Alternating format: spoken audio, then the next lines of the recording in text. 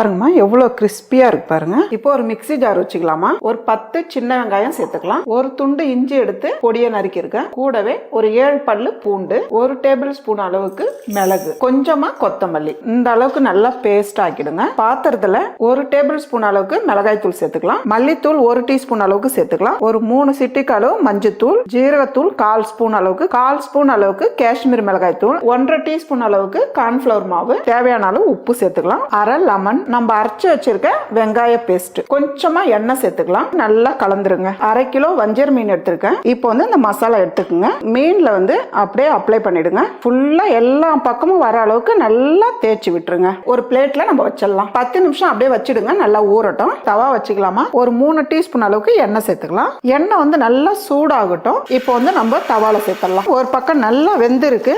இப்போ வந்து திருப்பி விடலாம். இதே போல இருக்கிற மீனெல்லாம் போட்டு எடுத்துக்கோங்க. வஞ்சிர மீன் வறுவல் ரெடி.